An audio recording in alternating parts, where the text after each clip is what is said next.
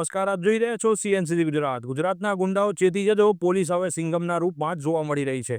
ગૃહ રાજ્યમંત્રી હર્ષ સંઘવીના નિર્દેશન બાદ ગુજરાત પોલીસ ઠેર ઠેર ગુંડાઓ તેમજ અસામાજિક તત્વો કે જેમના ઉપર ગુનાહિત પ્રવૃત્તિ 2 કે તેથી વધારે ગુના કરેલ આરોપીઓની ધરપકડ કરવામાં સક્ષમ બની રહી છે અને આરોપીને સુધારવા માટેની તજવીજ હાથ ધરવામાં આવી છે. એવી જ રીતે સુરેન્દ્રનગરમાં ડીવાયએસપી પુરોહિત સાહેબે એક પ્રયોગ કર્યો છે, જેમાં ગુનેગારોને સમજણ આપવાનો પ્રયત્ન કર્યો કે ગુનાહિત પ્રવૃત્તિ બંધ કરીને કોઈ નૈતિક માર્ગ અપનાવી પોતાનું જીવન જીવવાનું પ્રારંભ કરે, નહીં તો પોલીસ હવે ગુનેગારોને જરા પણ ચલાવી લેવા માંગતી નથી. તો વધુ વિગત આપણે તેમની જ પાસેથી મેળવીએ કે તેઓ આ બાબતે શું કહેવા માંગે છે. સાચી વાત, સુધારવા માંગો છો? બાકીના જે છે અમે વીણી કાઢીશું. 381 નું લિસ્ટ છે, 125 જ છે અત્યારે. બાકીના જે નથી આવ્યા, પોલીસે તમામને સૂચના આપી છે કે તમારા ગામમાં હોય, ઓળખીતા હોય, એ લોકોને મેસેજ આપી દેજો.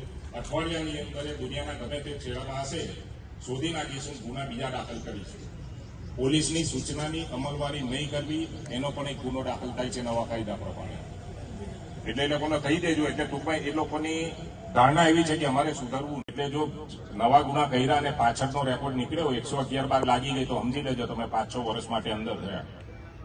અને જે યંગ જનરેશન છે, નવા હજુ ઘણા પૈણ્યા અને કેટલાના લગ્ન નથી થયા, બરોબર? ભવિષ્યમાં છોકરી તો નહીં જ મળે અને તાજેતરમાં 2-4 વર્ષના લગ્ન થયેલા જે હશે ને એને છૂટાછેડાઈ થઈ જશે. વસ્તુ તમને સમજાવવાની છે. કાયદો બધાને જ ખબર છે, પણ કાયદાથી પીવાની જરૂર છે.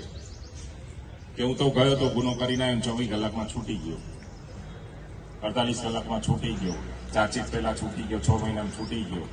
પણ તમે ગામમાં નીકળશો તો તમારી પાછળ લોકો ગાળો જ દેતા હોય, કોઈ સારી રીતે નહીં બોલાવતા હોય. તમે 1-2 ગુના કર્યા હશે, ધાકના લીધે તમને ગલ્લા આવે, 1-2 વખત પડી મફત 25-50 લાખની આવક હોય. તમે 1 વર્ષ સુધી પાસામાં જતા રહ્યા, ફેમિલીથી દૂર જતા રહ્યા, તમારા પરિવારની શું હાલત થશે? માન લો તમારી 50-60 ઉંમર હોય, તમારા છોકરા ભણી ગણીને તૈયાર થઈ ગયા, નોકરી કરતા હોય, બરાબર, તમે જાઓ પાસામાં 2 વર્ષ સુધી. પણ 1 વર્ષ સુધી તમે જેલમાં ગયા, તમારા ઘરે બેરા છોકરા ખાશે શું એ વિચાર્યું તમે લોકોએ? કોકની દીકરીઓ પણ હશે, મોટી હશે, લગ્ન થવાનો ટાઈમ પણ આવી ગયો છે. અને જ્યારે છોકરાનું માગું આવે ને ખબર પડે કે છોકરીના પપ્પા તો પાસામાં છે સુરતની જેલમાં, તો તમારી છોકરીને કોઈ મેરેજ કરશે? લઈ જશે? એ જ રીતે જેને છોકરાઓ છે એને પણ આ વ્યક્તિ ધાંગધ્રાનો હોય કે જે જિલ્લાનો હોય, એ જિલ્લા ટપાઈને 3 થી 4 જિલ્લા, માન લો સુરેન્દ્રનગર જિલ્લાના કોઈ વ્યક્તિને પાછા કરે તો એને મોકલી દેશે કચ્છ, ભુજ, કાં તો સાબરમતી, કાં તો ડાંગ આવા કે સુરત. એટલે તમારા ફેમિલીથી તમે દૂર જશો 150 થી 200 કિલોમીટર, ઓછામાં ઓછા મેક્સિમમ 400 કિલોમીટર. પાસાની અંદર જોગવાઈ એવી છે કે પાસા તમારી થાય એટલે 1 વર્ષ સુધી જેલમાંથી નહીં છૂટો તમે. એક તો તમારા ફેમિલીથી દૂર 400 કિલોમીટર, બીજું પાસાની અંદર પ્રોવિઝન નથી કે જે રીતે તમે લોકો ધાંગધ્રા જેલમાં કે બીજી જેલમાં રહીને આવ્યા છો તો તમને પરિવારને અઠવાડિયામાં 1 વાર મળવા દે છે. પાસાની અંદર પ્રોવિઝન નથી. આજરોજ ધાંગધ્રા ડિવિઝનના કુલ 6 પોલીસ સ્ટેશનના 6 પોલીસ સ્ટેશનમાં કુલ લિસ્ટ પ્રમાણે 381 અસામાજિક તત્વો છે, જેમાં શરીર સંબંધી ગુના, વ્યાજખોર, ખંડણીના, મિલકત સંબંધી, પ્રોહિબિશન, જુગાર તથા લેન્ડ ગ્રેબિંગના ગુનાના આરોપીઓ જે છે એ લોકોને આજે અત્રે ડીવાયએસપીની કચેરીના ગ્રાઉન્ડમાં બોલાવવામાં આવેલા અને 100 થી વધુ ઈસમો હાજર રહેલા.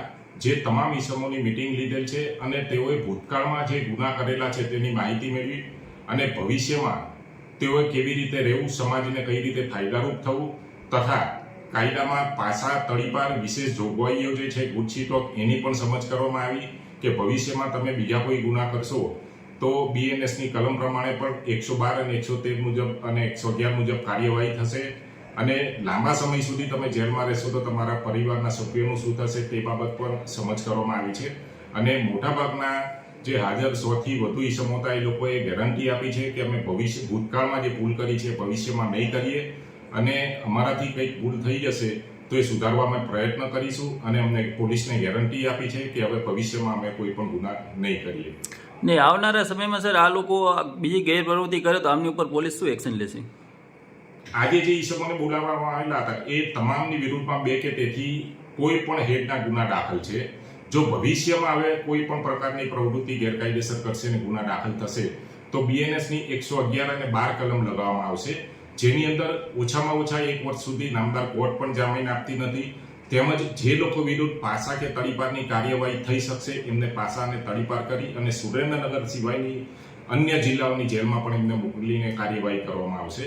આ ઉપરાંત હાલની અંદર ડીજી સાહેબશ્રીના હુકમ પ્રમાણે તમામ અસામાજિક તત્વોના ઘરે વીજ ચેકિંગ પણ ચાલુ છે અને ગેરકાયદેસર જે મળી આવે છે એ કનેક્શનો કાપી અને દંડની જોગવાઈ છે એ પ્રમાણે દંડ પણ કરવામાં આવેલા છે.